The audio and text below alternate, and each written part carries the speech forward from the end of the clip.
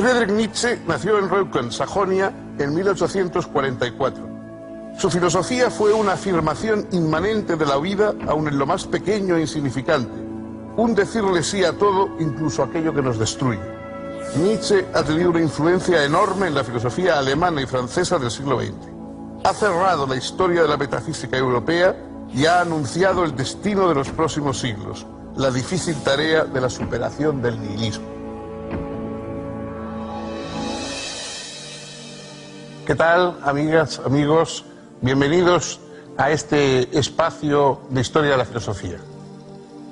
Hay algunos filósofos que han sido profesores de filosofía, aunque la mayoría de los grandes filósofos no lo fueron de modo ordinario, pero ha habido grandes filósofos profesores, como desde Santo Tomás de Aquino a Hegel, y en fin, y en nuestra época pues probablemente la mayoría de los filósofos son de un modo o de otro profesores. Pero ha habido un tipo de pensador que no ha sido un filósofo académico, que no tiene una obra docente, que se ha dedicado a escribir obras que no son fáciles de leer desde el punto de vista filosófico, que quizás son más fáciles a veces comprender como literarias, como expresiones literarias, etc. Entre ellos, uno de esos pensadores destacados que la academia ha tardado en reconocer como filósofo es Friedrich Nietzsche. Nietzsche se dedicó en primer lugar a la filología.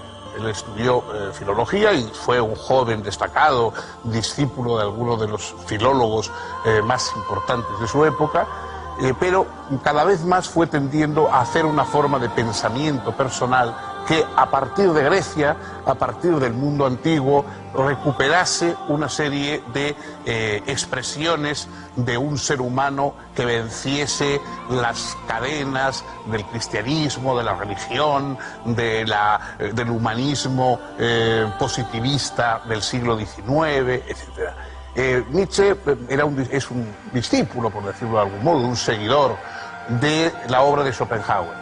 De Schopenhauer toma esa imagen del cosmos como una voluntad que lucha por desear, por extenderse, que arrolla todo a su paso y que no surge de una razón organizadora, sino más bien de un impulso ciego. Pero, a diferencia de Schopenhauer, que ve esto como una fuente de dolor y como una fuente de sufrimiento, Nietzsche lo mira desde un ángulo trágico. Es decir, sí, hay sufrimiento, pero también hay una profunda alegría, una profunda exaltación. El propio Schopenhauer, en un momento del mundo como voluntad y como representación, dijo: quizá haya alguien que un día esto que a mí me parece angustioso, esta idea de que todo da vueltas, de que vuelve siempre los mismos deseos, los mismos pensamientos, la misma insatisfacción, quizá esto él sea capaz de verlo como algo afirmativo, necesario, positivo, incluso alegre. Bien, pues esa persona que cumple esa profecía de Schopenhauer es Nietzsche. Él vio ese mundo que regresa, ese girar de los eones, de los deseos, de los impulsos humanos, todo ese cosmos que gira, él lo vio como algo positivo, como algo de lo que podemos ir obteniendo una superación y una exaltación personal, hasta pasar del estadio humano a algo superior, a algo más alto que lo humano, que él llamó superhombre. Huérfano de padre desde los 5 años, Friedrich Nietzsche se crió con su abuela, su madre, su hermana y 2 tías. Estudió en el Gymnasium de Naumberg y luego en el famoso internado de Pforta. De aquellos años juveniles datan las primeras evidencias de su precaria salud. Más tarde, profundizó sus estudios de filología en la Universidad de Berlín y en la de Leipzig. Allí conoció, un poco por casualidad, la obra de Schopenhauer, que lo fascinó.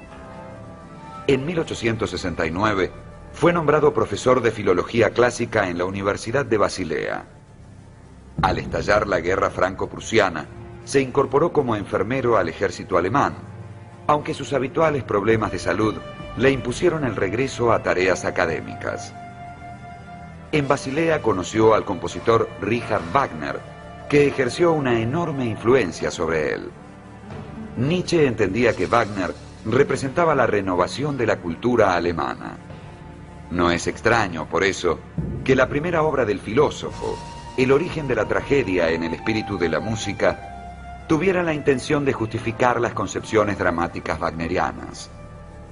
Esta obra constituye, junto con la inmediatamente posterior, Consideraciones intempestivas, la primera etapa del desarrollo de la filosofía nietzscheana. Significó el fin de la carrera de Nietzsche como filólogo clásico. Y es que los colegas de Nietzsche no supieron comprender que el análisis que presentaba no era en modo alguno filológico, sino netamente filosófico.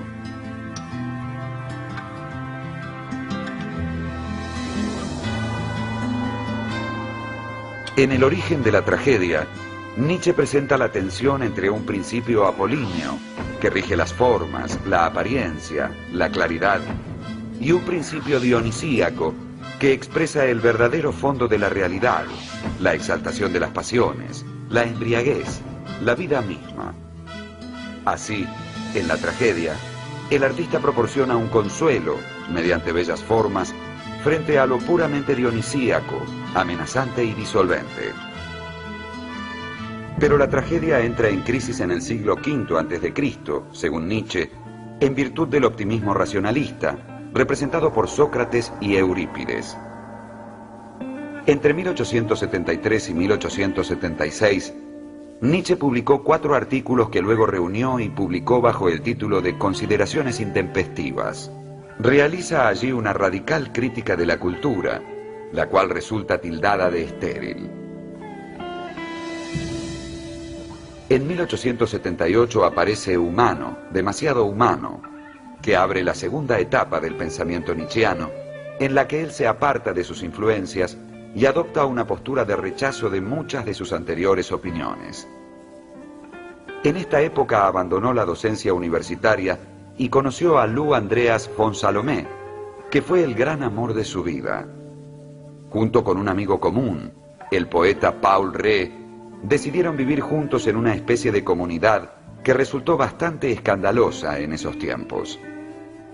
En 1881, Nietzsche publicó Aurora y un año más tarde, La Gaya Ciencia, obra que anunció la que sería la tercera etapa de la filosofía nietzscheana, una etapa ya no simplemente crítica, sino fuertemente afirmativa, la etapa de Así habló Zaratustra. Uno de los aspectos más polémicos y, por supuesto, más sugestivos de la obra de Nietzsche es lo que escribió sobre el tema de la moral. Una especie, diríamos, de psicología y genealogía, por utilizar su propia palabra, de la moral. Para él, las ideas cristianas, es decir, esas ideas de que los débiles llegarán al cielo, de que la fuerza, la arrogancia, etcétera, son cosas negativas, de que debemos ser humildes, debemos apoyar a los más pequeños, etcétera, todo eso le parece a él que es una trama que han ido inventando para, como una especie de legitimación de su resentimiento contra la fuerza, los débiles, los enfermos, los incapaces, que han generado, que han ido segregando un pensamiento compensatorio, diciendo que los que triunfan, que los más fuertes, que los más arrogantes, que los más brillantes son malos, son una especie de satanes, etc. Y entonces este pensamiento anticristiano, que recupera un pensamiento más bien pagano, de decir, bueno, lo importante es que haya, no solo que la masa viva bien, sino que haya individuos superiores, que haya individuos que vayan alcanzando lo mejor, la excelencia, la dureza espiritual, el arrojo, que vayan mirando las cosas tal como son, sin complacencias ni compasiones tampoco. Este planteamiento, que Por supuesto, Nietzsche lo coloca más bien en el terreno más espiritual que en el terreno del mundo del poder, de la economía, pero por supuesto da origen a unas repercusiones que a nosotros nos suena, esa idea de la arrogancia, de la fuerza, de la imposición, pues nos suena a lo que fueron luego los nazismos y los fascismos europeos, sobre todo cuando la obra de Nietzsche hizo toda su obra en un periodo de tiempo muy breve, luego perdió la razón y vivió una serie de años, pero ya sin reconocer y sin poder escribir. La obra de Nietzsche cayó en manos de su hermana, y su hermana sí que de alguna forma le dio a todo un sesgo pro-nazi, hasta tal punto de que pues, Hitler visitó la casa museo de Nietzsche, etc. Por supuesto sería injusto decir que Nietzsche es algo así como un protonazi, porque su obra, por ejemplo, él era profundamente contrario al antisemitismo, etc. Y bueno, su obra discrepa en muchos casos y en muchos puntos fundamentales de lo que luego fue el nazismo. Pero es verdad que hay algo de peligroso, algo de una ruptura excesivamente arriesgada en esa trasvaloración de la moral, esa trasvaloración de los valores que quiere poner encima lo que durante muchos siglos ha estado abajo, que quiere recuperar la fuerza y la insolidaridad individual frente al mundo de armonías y de consuelos y apoyos a los débiles, que ha sido siempre el planteamiento moral habitual. Es una apuesta arriesgada y como tal tiene efectos a lo largo del tiempo también discutibles. Entre 1883 y 1885, Nietzsche publicó Así habló Zaratustra. Sus trabajos previos lo habían llevado a la denuncia del agotamiento de la civilización europea judeo-cristiana, agotamiento que se resumía en la expresión Dios ha muerto, planteada en el libro tercero de la Gaia Ciencia. El descubrimiento de la muerte de Dios, según Nietzsche, nos pone frente al fenómeno del nihilismo. Pero ahora se plantea que esa muerte de Dios es también la más asombrosa posibilidad de crear, más allá de todo límite, en la apertura de un horizonte infinito. En Así habló Zaratustra aparecen por eso los temas característicos de la tercera etapa del pensamiento de Nietzsche: la voluntad de poder, el superhombre y el eterno retorno de lo mismo. Al hablar de voluntad de poder, Nietzsche señala que no debe pensársela como un trasmundo, al estilo de la voluntad de Schopenhauer, sino de una multiplicidad de puntuaciones dinámicas que constituyen todo. Representa el enigma de las pulsiones y expresa una afirmación radical de la vida, la misma afirmación de la vida, pese a todo, que aparece en la figura del superhombre y en la doctrina del eterno retorno. Prácticamente toda la obra de Nietzsche está formada por pequeños fragmentos. No sé si la palabra aforismos es la adecuada, son más bien trozos breves que van desde una línea hasta una página, en la cual toma un aspecto, toma una perspectiva de un suceso, de una observación psicológica, de un momento histórico, de un personaje, y con mucha fuerza, a veces con una ironía feroz, le da 4 o 5 vueltas y lo deja ahí para que el lector se quede impactado por ese meteorito, digamos, intelectual que cae sobre él.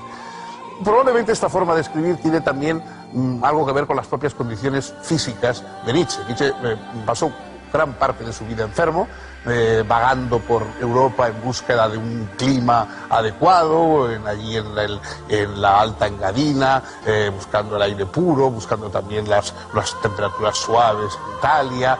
Y él tenía muy mal la vista, aparte de otros problemas físicos, y entonces escribir durante mucho tiempo le causaba tremendos dolores de cabeza. Por lo tanto, quizá los aforismos sean la medida de lo que él podía realizar de un solo golpe, ¿no? Un trabajo de horas más continuado hubiera sido imposible fisiológicamente, digamos, para él. En uno de esos aforismos, de los más conocidos, esa especie de fragmentos, digamos, se titula Dios se ha muerto, y entonces cuenta que hay una especie de ermitaño que va con con un candil paseando entre los hombres y diciendo Dios se ha muerto, nadie se da cuenta que Dios ha muerto, nadie le da importancia. Y bueno, todo el mundo ríe, todo el mundo le pregunta, pero estaba enfermo, pero tal. Bueno, y sin embargo, dice, al final dice, bueno, Dios ha muerto y ellos no se dan cuenta de que de alguna manera todo ha cambiado, de que ellos también, de que mucho de lo que habían ellos también ha muerto porque ha muerto la divinidad. ¿Qué divinidad es esa que ha muerto? Esa frase de Dios ha muerto que no se convierte en tan tópica, digamos, en nuestra modernidad. Ha muerto el Dios del sentido global del universo, el Dios de una verdad única, el Dios que daba de alguna manera, que sostenía y justificaba la tranquilidad intelectual de los seres humanos. La ciencia, el conocimiento, todo se basaba, aunque no fueran las personas religiosas, pero todas las basaban en una especie de gran idea de sentido, de verdad, de coherencia, que era lo que se llamaba la divinidad. Entonces dice, eso ha acabado, eso ha muerto. Estamos a las puertas de un siglo XX que él, de alguna manera, previó. Eso se ha hundido y ahora cada ser humano va a tener que sostener por sí mismo el sentido del mundo, el sentido del discurso. Ya no vamos a poder enchufarnos, digamos, a algún gran sentido cósmico, sino que vamos a tener que sostenerlo por nosotros mismos. De ahí la importancia de alcanzar esa especie de madurez superior intelectual que él llamó, con palabra equívoca, superhombre. La cuarta etapa del pensamiento de Nietzsche vuelve al planteo crítico.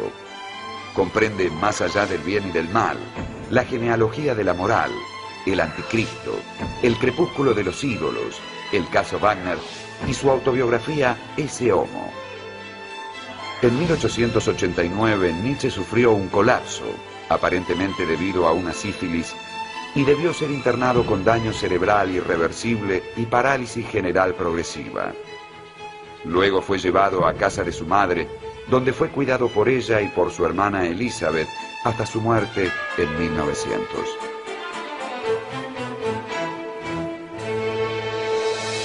En su tiempo, Friedrich Nietzsche fue prácticamente desconocido. Muchas de sus obras fueron editadas a cuenta propia, él mismo tuvo que costeárselas. De hecho, cuentan que una de sus piezas más célebres, Así hablaba Zaratustra, lo hizo en 30 o 40 o 50 ejemplares, no recuerdo cuánto. Él intentó regalarlo a los amigos y encontró que no tenía gente suficiente, que no conocía gente suficiente para regalarle el libro. Hasta ese punto, digamos, sus ediciones y sus ventas eran mínimas, eran prácticamente un filósofo clandestino. Sin embargo, ya en los últimos años, cuando él aún vivía pero estaba sumido en la locura y retirado, ya empezó a crecer su prestigio. Fundamentalmente no en la academia, que siempre más bien lo rechazó, sino entre poetas, entre artistas, entre novelistas, etc. A comienzos del siglo pasado ya había una verdadera pléyade de autores que se reconocían particularmente en Nietzsche. Y eso ha ido aumentando a lo largo de todo el siglo XX. Ningún autor ha sido recuperado con tanta fuerza y celebrado con más o menos acierto como Nietzsche. Sobre todo su propia doctrina de la verdad, esa doctrina que de alguna manera acaba con la verdad con mayúscula y dice que no, en el mundo no hay hechos en el sentido veritativo del término, sino interpretaciones, que por lo tanto la verdad es algo que viene desde la perspectiva que cada cual utiliza y que es nuestro ángulo de perspectiva y nuestra capacidad de sostener nuestras ideas lo que va a convertir en verdad una perspectiva u otra. Bueno, esa teoría perspectivista de la verdad, exagerada yo creo y llevada, digamos, a unas consecuencias a mí me parece que inadmisibles, es el legado de Nietzsche a la posmodernidad. Toda la posmodernidad surge de ese planteamiento nietzscheano. En general, su forma tumultuosa de pensar, la propia relación polémica con el nazismo, las interpretaciones múltiples de su obra, porque en los libros de Nietzsche se encuentran afirmaciones y sus contrarias casi, digamos, en páginas sucesivas. Los esfuerzos que se han hecho por convertirle en un pensador conveniente, políticamente correcto, el desbordamiento que supone sus libros respecto a cualquier forma sentido común, digamos, filosófico, todo eso hace de él un pensador enormemente estimulante y también, por qué no decirlo, peligroso. Y esto es todo por hoy. El próximo día, otro filósofo, otra perspectiva y esperemos que la misma compañía de ustedes.